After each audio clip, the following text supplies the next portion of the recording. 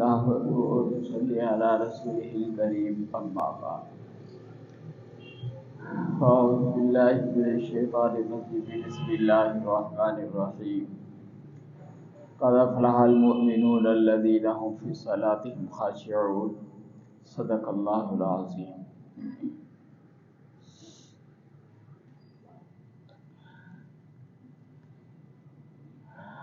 مختلف جمعوں سے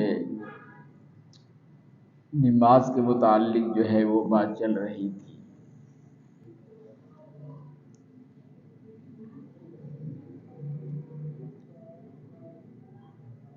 اس اعتبار سے کہ نماز بڑا اہم اللہ کا حکم ہے. اگر یہ ہم صحیح طرح ادا کرنے والے بن جائیں تو اس کے اثرات ہماری زندگی پر جو ہے وہ پڑیں گے. اللہ نے سب سے پہلے ایمان کا جو ہے وہ حکم دیا اور دوسرے نمبر پر اللہ تعالیٰ نے نماز کا حکم جو ہے وہ نازل فرمایا. تو ایمان کے بعد سب سے اہم اللہ کا حکم جو ہے وہ نماز کا.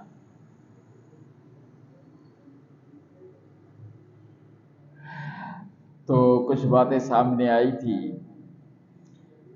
کہ اگر ان کی رعایت کی جائے تو ہماری نماز جو ہے خشوع خضوع اور سنت کے مطابق جو ہے وہ ہو سکتی ہے.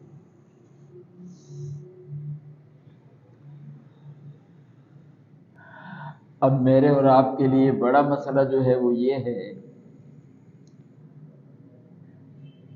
کہ ہم نماز کے لیے آتے ہیں، نماز پڑھتے ہیں، لیکن ہمیں جو ہے وہ نماز میں خیالات جو ہے وہ بہت تنگ کرتے ہیں اور طرح طرح کے مختلف اقسام کے خیالات ہمیں نماز کی حالت میں جو ہے وہ آتے ہیں،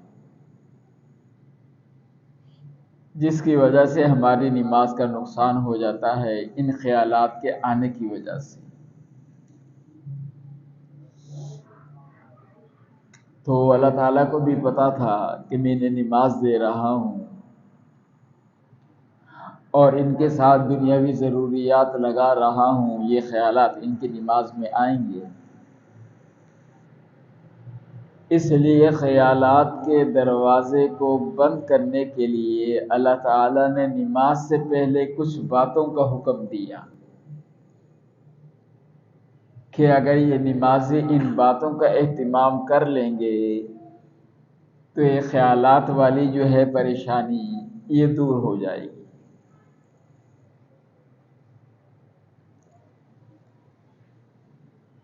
ان میں سے پہلا حکم جو ہے وہ طہارت کا ہے.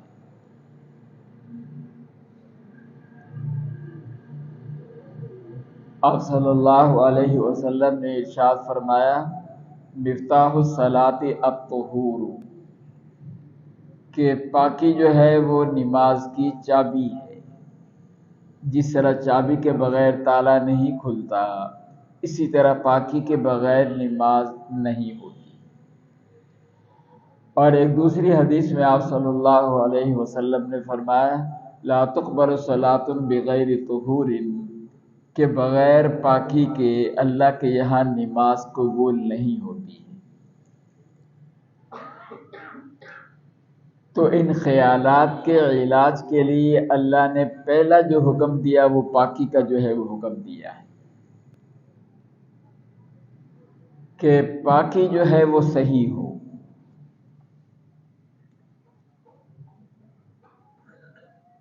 اس لیے کہ اگر ناپاکی کے اثرات ہمارے لباس اور جسم پر ہوں گے تو ہر چیز کی ایک تاثیر ہوتی ہے اور وہ ضرور ظاہر ہوتی ہے. تو ناپاکی کی تاثیر جو ہے وہ فاسد خیالات کا آنا ہے. اگر لباس پر جسم پر ناپاکی کے اثرات ہوں گے تو لازماً اس سے جو ہے وہ غلط قسم کے خیالات نماز میں جو ہے وہ ضرور آئیں گے.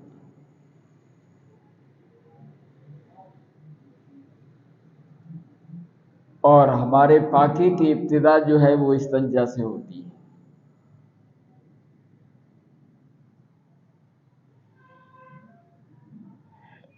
مدینہ منورہ کے اندر ایک محلہ ہے قبا کے نام سے، جہاں مسجد قبا بنی ہوئی۔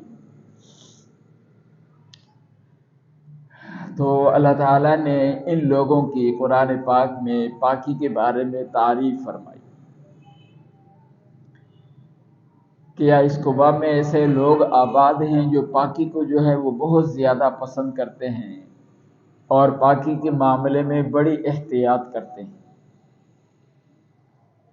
اللہ کے رسول نے ان سے پوچھا کہ اللہ نے تمہاری تعریف میں، طہارت میں اللہ نے تمہاری تعریف کی ہے، تم کیسے جو ہے وہ طہارت حاصل کرتے ہو اور کیسے تم استنجا کرتے ہو؟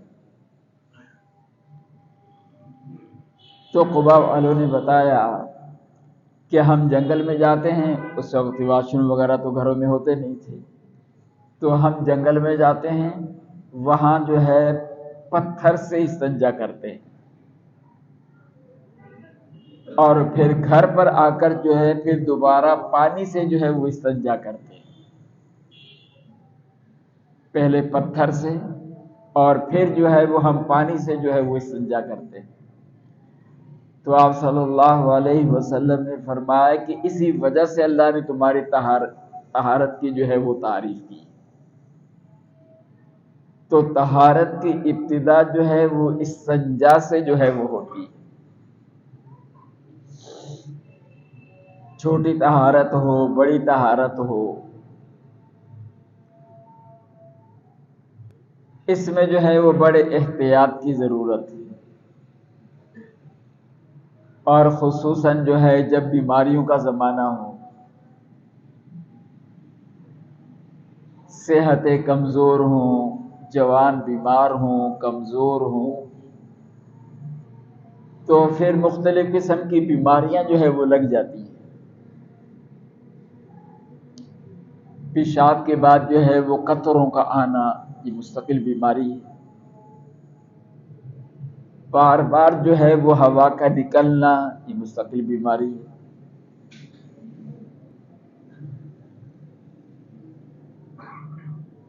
تو استنجا میں اس بات کا اہتمام کرنا ہے کہ ہمارا استنجا جو ہے وہ کامل طور پر جو ہے وہ ہو جائے۔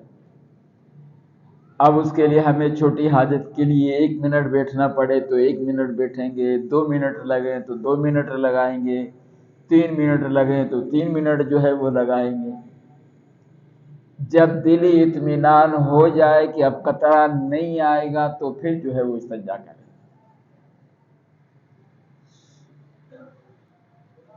اور شریعت نے مستقل جو ہے یہ حکم دیا ہے کہ پہلے پتھر سے یا ٹیشو پیپر سے جو ہے وہ استنجا جو ہے وہ آدمی کھڑے ہو کر، ہل کر، حرکت کر کر اچھی طرح دیکھ لے کہ اب پیشاب کا قطرہ نہیں آئے گا، پھر اس کے بعد جو ہے وہ پانی سے جو ہے وہ استنجا کرے۔ تو ہمارے طہارت کی ابتدا جو ہے وہ استنجا سے ہوتی ہے، اور اللہ کی شان ہمارے گھروں میں استنجا کے لیے جو ٹوٹیاں یا جو آلے بنائے ہوئے ہیں، یعنی جدید گھروں میں جو پاکی کے پانی لینے کے لیے جو وہ لگی ہوئی ہیں، اس سے تو ایسے چھینٹے نکلتے ہیں کہ ایک جگہ کے دھونے کے لیے وہ چھینٹے کئی سارے جسم پر لگ جاتے ہیں۔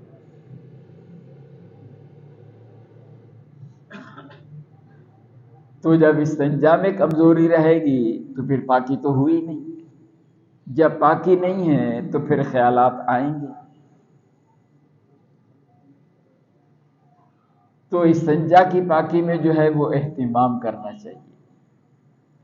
سلمان فارسی رضی اللہ تعالی عنہ سے ایک یہودی نے کہا کہ یہ کیسے نبی ہیں تمہارے، یہ تمہیں استنجا کرنا بھی سکھاتے ہیں، پاکی حاصل کرنا بھی سکھاتے ہیں۔ اس نے تو بطور استہزاء کی کہا کہ اتنا بڑا آدمی ہو کر ایسی باتیں سکھائیں، استنجا ایسے کرنا ہے، پتھر ایسے استعمال کرنا ہے۔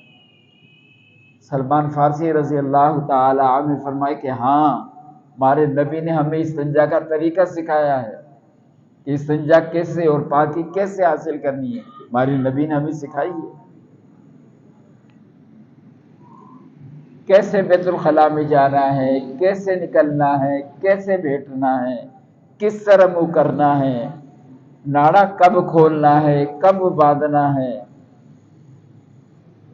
اور کتنا پانی استعمال کرنا ہے، یہ ایک ایک چیز ہمارے دین نے ہمیں سکھائی۔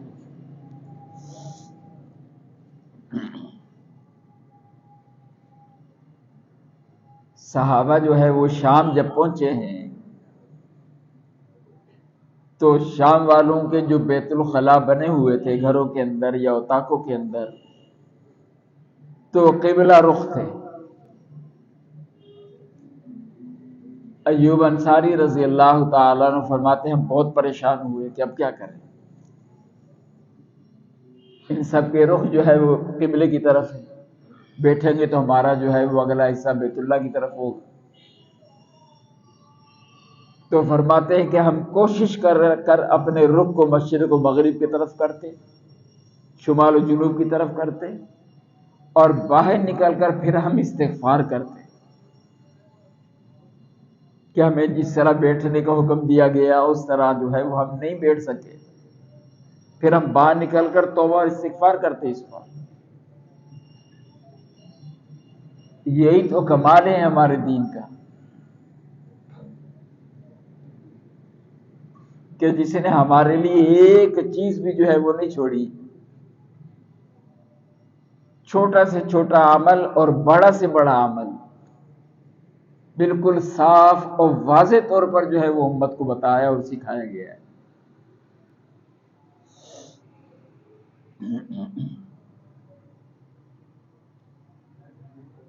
تو استنجا میں جو ہے وہ تھوڑا سا ہم اہتمام کریں، اس لیے کہ ہمارے طہارت کی ابتدائی جو ہے وہ اس سے ہوتی، اور استنجا کے بعد دوسرا جو حکم ہے طہارت کا اس کا نام وضو ہے۔ یعنی دوسری چیز جو نماز میں خیالات کے آنے سے رکاوٹ بنے گی وہ وضو ہے۔ اگر وضو صحیح کرنا ہم سیکھ لیں تو یہ جو نماز میں غلط خیالات آتے ہیں یہ رک جائیں گے۔ جب وضو میں گڑبڑ ہوتی ہے تو پھر فاسد خیالات نماز میں آتے ہیں۔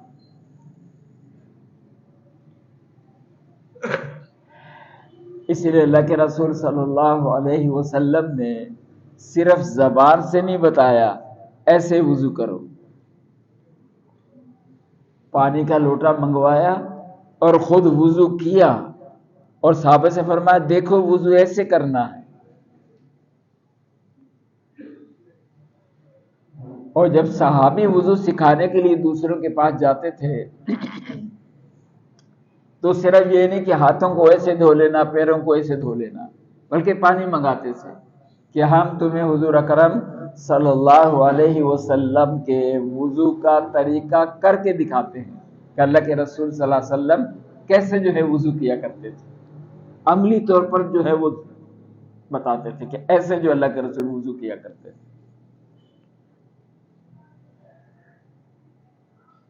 تو وضو صرف منہ ہاتھ دھونے کا نام نہیں ہے، وضو عبادت ہے، اور ایسی عبادت ہے کہ یعنی مسلمان کافی سارے منہ ہاتھ دھوتے ہیں، اس میں تو لیکن ہمارا یہ وضو، ہمارا یہ منہ ہاتھ دھونا یہ عبادت ہے، اور عبادت بھی ایسی کہ آپ صلی اللہ علیہ وسلم نے فرمایا کہ جس عضو کو دھویا جائے گا اس عضو کے سارے صغیرہ گناہ معاف ہو جائیں گے۔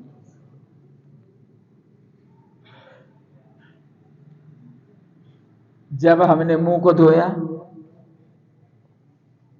کلے کی ناک میں پانی ڈالا اور منہ کو دھویا، اس منہ کے اس حصے نے جتنے بھی صغیرہ گناہ کیے تھے وہ سارے اس پانی کے ساتھ ختم ہو گئے۔ بڑا گناہ آدمی سے ہو جائے تو آدمی ڈرتا ہے اور اسے توبہ کی توفیق ہو جاتی ہے کہ مجھ سے فلانا بڑا گناہ ہو گیا ہے۔ یہ جو چھوٹے چھوٹے ہم سے گناہ ہو جاتے ہیں ان کی طرف خیال ہی نہیں جاتا ہے، اس لیے توبہ بھی نہیں کرتے ہیں، اس لیے پتہ نہیں چلتا ہے کہ ہم سے کوئی چھوٹا گناہ ہو گیا۔ اور اللہ تعالی ہمیں بڑے اور چھوٹے ہر قسم کے گناہ سے پاک کرنا چاہتے ہیں۔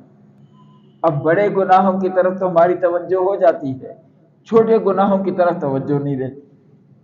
تو بڑے گناہوں کے لیے تو اللہ نے توبہ کو دروازہ بنا دیا، اب چھوٹے گناہ کیسے پاک ہوں، اس طرف ذہن ہی نہیں جاتا ہے کہ ہم سے یہ بھی گناہ ہوا۔ تو اللہ نے کہا یہ فضول ہو۔ ابھی چہرے نے کتنے بھی، ان آنکھوں نے، اس زبان نے، اس چہرے نے جو بھی صغیرہ گناہ کیے ہیں، جیسے ہم نے وضو میں چہرے کو دھویا چہرے کے سارے گناہ صاف ہو گئے۔ ہاتھ دھوئے یہاں سے لے کے یہاں تک، اس حصے سے جو گناہ ہوئے، غلط پکڑا، غلط دیا، غلط لیا، جو بھی کیا، اس حصے کو دھویا، اس دھونے کی برکت سے اس کے سارے صغیرہ گناہ معاف ہو گئے، اس کے سارے صغیرہ گناہ معاف ہو گئے۔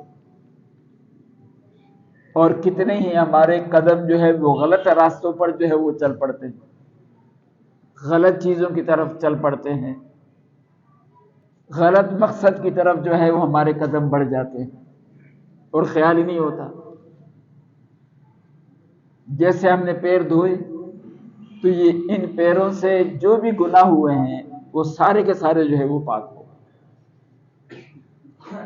اب کیسے کیسے خیالات سر میں آتے ہیں، دماغ میں کیسے کیسی سوچیں آتی ہیں، کیسے کیسے خیالات آتے ہیں، اور شیطان ڈالتا ہے ہمارے ذہنوں میں۔ آسمان کسی نے پیدا کیا؟ بولا اللہ نے۔ زمین کسی نے پیدا کیا؟ ہم کہتے ہیں اللہ نے۔ سورج اور چاند کسی نے پیدا کیا؟ ہم کہتے ہیں اللہ نے۔ اللہ کو کسی نے پیدا کیا؟ یہ ساری باتیں ڈال کر آخر میں شیطان یہ بات ڈالتا ہے کہ پھر اللہ کو کسی نے پیدا کیا؟ اس طرح کے خیالات جو ہے وہ، ایک صاحب میرے پاس آئے اور آ کر کہنے لگے کہ میں اپنی بیوی کی طلاق کا اختیار آپ کو دیتا ہوں۔ شوہر کو اختیار ہوتا طلاق دینے کا، وہ اختیار میں آپ کو دیتا ہوں۔ میں مجھے کیوں دے رہا؟ کوئی پیسے دے تو کوئی بات بنے، اللہ کا اختیار مجھے دے رہا۔ بولا اسی لیے کہ جو ہے ہر وقت مجھے یہ وہم ہوتا ہے کہ تیرے منہ سے طلاق کا الفاظ نکل جائے گا، تیرے منہ سے طلاق کے الفاظ نکل جائیں گے، بس یہ وہم ہی مجھے، اس ڈر کی وجہ سے میں اختیارات کے ثبوت کرتا ہوں۔ ایسے خیالات جو ہے وہ شیطان پیدا کرتا ہے، اور اس کی جگہ جو ہے وہ دماغ ہے ہوتے ہیں۔ لیکن جیسے ہم نے وضو میں یوں مسح کیا تو اس دماغ کے سارے گناہ جو ہے وہ دھل گئے، سارے گناہ معاف ہو گئے، ہاتھ منہ بھی دھل گیا اور گناہ بھی دھل گئے۔